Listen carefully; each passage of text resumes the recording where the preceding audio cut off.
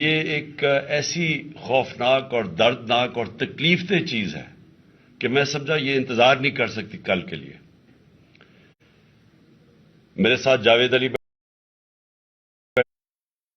بیٹھے ہوئے ہیں، ایک طرف عثمان ڈار جو ہمارے سیالکوٹ کے پریزیڈنٹ ہیں. میں ذرا اب آپ کو صرف بتانا چاہتا ہوں کہ یہاں ہو کیا رہا ہے اس ملک میں. میں اپنی قوم کو آگاہ کرنا چاہتا ہوں کہ پاکستان کو کس طرح ایک بنانا ریپبلک بنا دیا گیا ہے. نہ یہاں کوئی قانون کی فکر ہے طاقتور کو، نہ ان کو فکر ہے اپنے آئین کی. ہمارا جو آئین ہے اس کا آرٹیکل 14 وہ واضح طور پہ کہتا ہے کہ ہر انسان کی عزت کی حفاظت کی جائے گی، ہر انسان کی ڈگنیٹی کو پروٹیکٹ کیا جائے گا. یہ ہمارا آئین ہمیں حق دیتا ہے.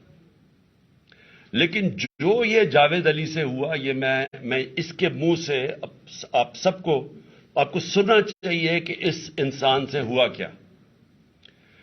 اور میں اس کے بعد آپ کو بتاؤں گا یہ جب ختم کر دیں گے کہ یہ جاوید علی تو ایک آدمی ہے جو سامنے آ گیا ہے. یہاں اتنے لوگوں کو انہوں نے جب سے ہماری گورنمنٹ گئی ہے اس طرح کے بیان دلوانے کی کوشش کی کہ یا ہمارے MPs MNAs جو تکڑے وزیر ہیں ان کے خلاف دو، یا ان کے اوپر ویڈیو فلم بنا دو، یا بلیک میل کرنے کے لیے ان کی کوئی آڈیو ٹیپس کر دو، یا ان کے اوپر کوئی کرپشن کے کیسز بنا دو اور بلیک میل کرنے کے لیے.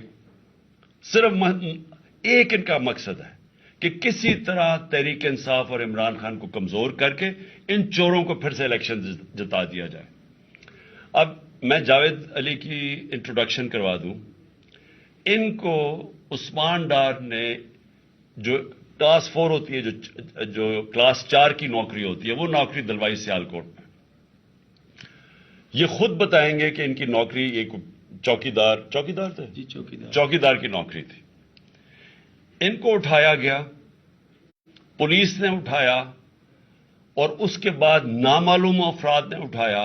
اور اب ان سے پوچھے، ان کی زبانی پوچھے کہ ان سے کیا گیا. پھر میں واپس آتا ہوں آپ کے پاس. بولو جاوید. السلام علیکم. جی میرا نام جاوید علی ہے. میں چوکیدار کی نوکری کرتا ہوں ایجوکیشن ڈپارٹمنٹ میں. تو مجھے ادھر بلایا جاتا ہے کال کر کے کہ آپ آئیں ادھر اور آپ سیلری اپلائی کریں اور آپ کو جو ہے نا آپ کی سیلری ملے.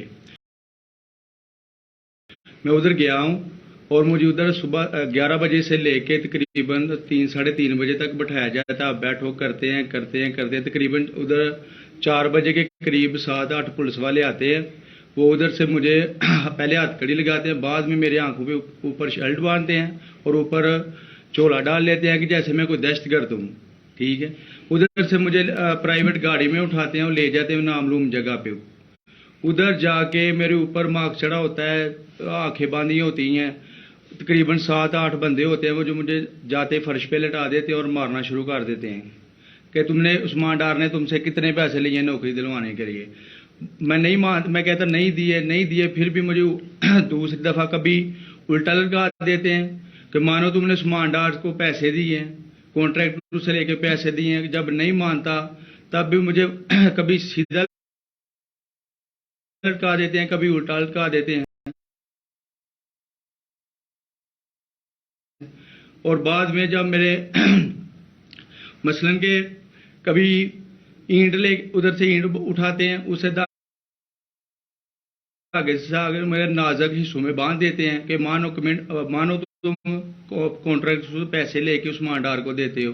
کپڑے اتارتے ہیں، بتاؤ. بعد میں مجھے ننگا کرتے ہیں، کپڑے اتارتے ہیں، کپڑے اتار کے ادھر فرش پہ بٹھا دیتے ہیں کہ مانو تم نے عثمان ڈار کو پیسے دیے. جب نہیں مانتا تو پھر ادھر سے کہتے ہیں کہ ایک ڈالا بھیجو، اس کی بیوی کو اٹھاؤ، اس کے بچے کو اٹھاؤ اور ادھر اس کو لا کر اس کو برہنہ کرو، اس کی ویڈیو بناؤ، فیس بک پہ ڈالو اور بلیک میل کرو.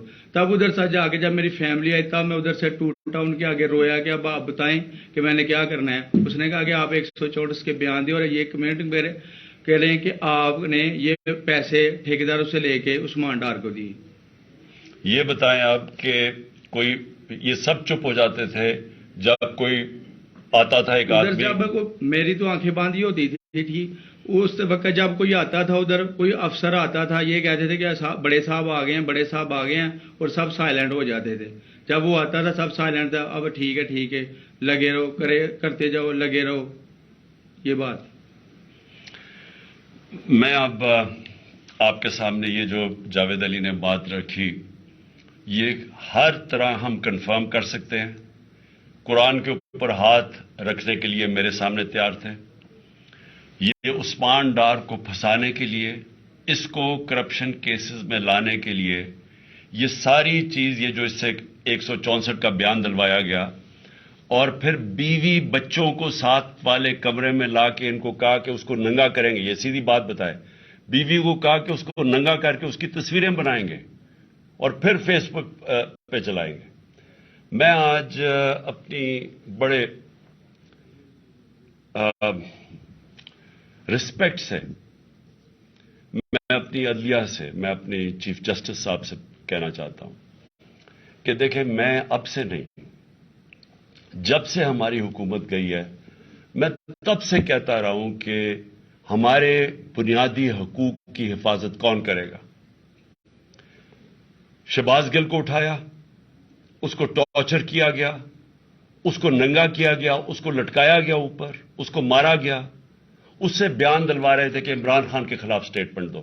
جو اس کو کہہ رہے تھے عثمان ڈار کے خلاف سٹیٹمنٹ دو. اس کو میں تب بھی میں نے صرف ایک میرے منہ سے نکل گئی اور اس سے میں نکل گئی کہ ہم جس جج نے ان کو ریمانڈ دلوایا تھا واپس شہباز گل کو واپس جیل میں جب وہ ٹارچر ہوا تھا تو میں نے کہا قانونی کارروائی کریں گے. میرے اوپر کنٹیمپٹ نوٹس کیا گیا لیکن کوئی کسی نے ایک کسٹوڈیل ٹارچر ساری دنیا کے اندر منع ہے. کسٹوڈیل ٹارچر کے اوپر کچھ نہیں ہوا. پھر اعظم سواتی کو اٹھایا گیا اور ساری قوم کے سامنے جو اعظم سواتی نے اپنے زبان سے بتایا کہ اسے کیا گیا ایک ٹویٹ کے اوپر اس کا صرف ایک ٹویٹ کر دی تھی اس نے کہ NRO2 باجوہ نے دیا جو سب قوم جانتی ہے.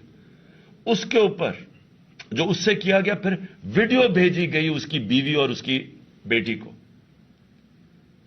ایسی چیزیں اس ملک کی تاریخ میں کبھی نہیں ہوئی یا میں تو نہیں کبھی سنی تھی. ایسی چیزیں شاید دہشت گردوں سے ہوتی ہوں شاید کوئی باہر کے جاسوسوں سے ہوتی ہو غداروں سے لیکن اپنے شہریوں کو اس طرح کرنا اس ملک کی تاریخ میں کبھی نہیں ہوا.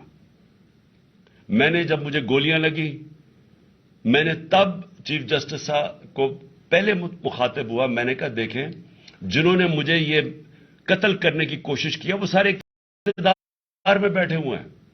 اس میں یہ جو ایک آدمی ڈرٹی ہیری جب سے جنرل باجوہ لے کے آیا یہاں تب سے یہ تشدد شروع ہوا ہے. شہباز گل کا اعظم سواتی کا مجھے گولیاں لگی. یہ جو داستان آپ سن رہے ہیں سوشل میڈیا کے بچوں سے پوچھیں جب سے یہ آدمی آئے ان سے اٹھ کے کیا ہوا. ان کو بند کمروں میں کپڑے اتارے گئے ذلیل کیا گیا. ایک ماں باپ نے مجھے کال کی انہوں نے کہا ابھی تک ان کا بیٹا نارمل نہیں ہوا. اس سے اوپر اتنا تشدد کیا کہ وہ ابھی تک نارمل نہیں ہوا. اور میں ان کو کہا جس طرح اس کو جاوید کو کہا میں نے سامنے آؤ. سب ڈرتے ہیں نامعلوم افراد سے سب ڈرتے ہیں اور کوئی کسی قسم کی پروٹیکشن کسی کو نہیں ہے کیونکہ یہ قانون کے اوپر ہے. یہ جو مرضی کر لیں.